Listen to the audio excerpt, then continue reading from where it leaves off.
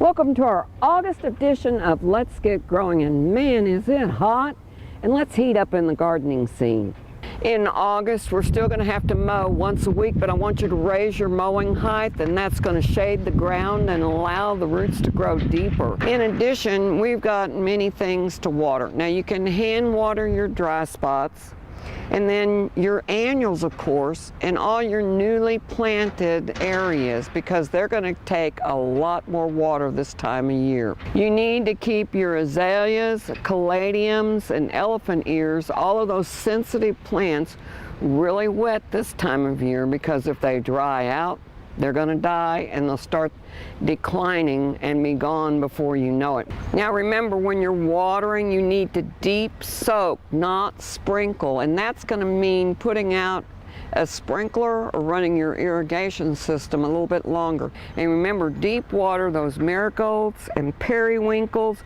Also, don't allow those fruits and berry producing plants to dry out. Your vegetables in the garden, if they dry out once they start setting fruit, then they're going to shrivel and not become a full adult fruit that you can use. Now remember, it's time to start your compost pile for the fall season. Okay, this time of year, everybody's got that urge to prune, but hold off. Take out any dead or diseased wood. We're going to do our major pruning between Thanksgiving and Valentine's Day. Only prune your shrubs as needed. Any severe pruning will cause a flush of growth that won't have a time to harden off before the first freeze, and then you're going to have dead spots in your shrubs when it comes out in the spring. Okay, on your roses, remove any dead canes and any really bushy growth. Deadhead them so that you're going to have a new flush of growth in the fall, and that'll produce more roses. But remember, we've got to fertilize, so you can use the same 15-5-10 with sulfur-coated urea that you're using on the yard. It's great for your roses. If you've had a fungal problem, then you need to continue your fungal relief program, and that's just using a fungicide every 7 days. Remember to fertilize your caladiums at this time of year with a 21-0-0 at 1 pound per 100 square feet, and man, that's going to kick them in. All right, we're going to watch for grub worms in the lawn, and you'll know when you see that flight of June bugs at night when you leave the porch light on. Those are the males. The females are out laying eggs in your yard, and they make irregular brown spots. Chinch bugs are going to be when you pick the grass up, there's no roots. They have eaten it off at the top. Use milky spore, and for chinch bugs, you can use diatomaceous earth. Watch for spider mites on everything, and they're going to be on the underside of the foliage.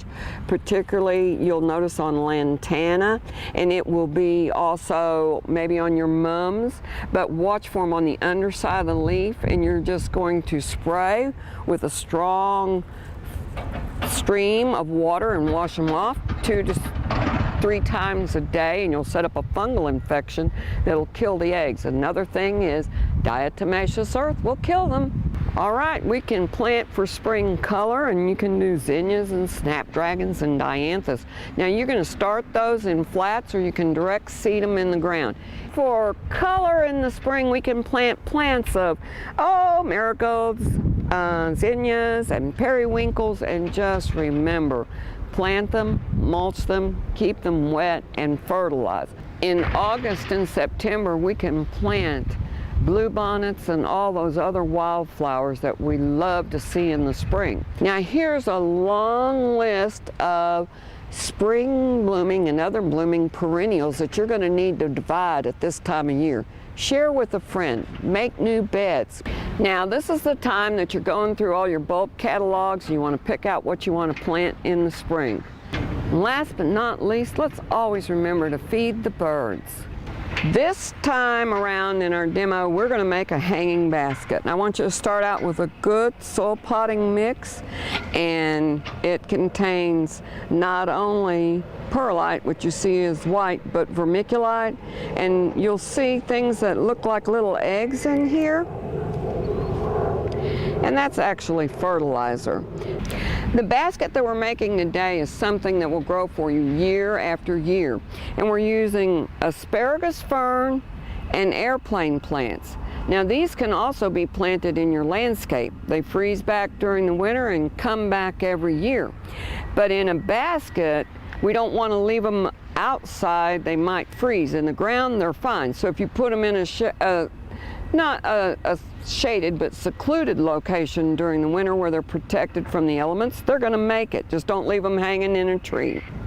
And the reason that they do so well in this area is that they have this globular root system. And right here, we can see one nodule.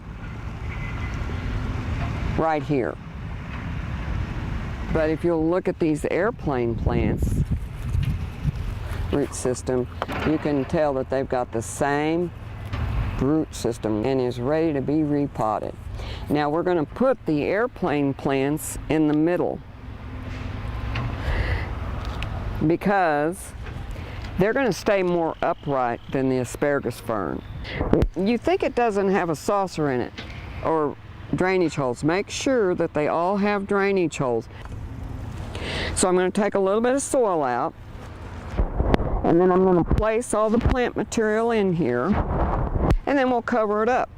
So remember, we talked about one airplane plant in the middle, and then we're going to put asparagus fern on the side,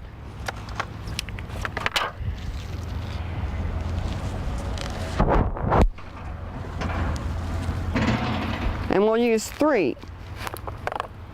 Once again, you can see how alike their root systems are. Evenly space them, and then we want to make sure that they're all in here about the same height, and that we have a lip on the basket so you can see they're in. And then we put the soil in. You want to settle it in. There's no need to pound it in. And now, you'll take it in and you'll water it. And as you water these, make sure that you kind of comb the foliage down.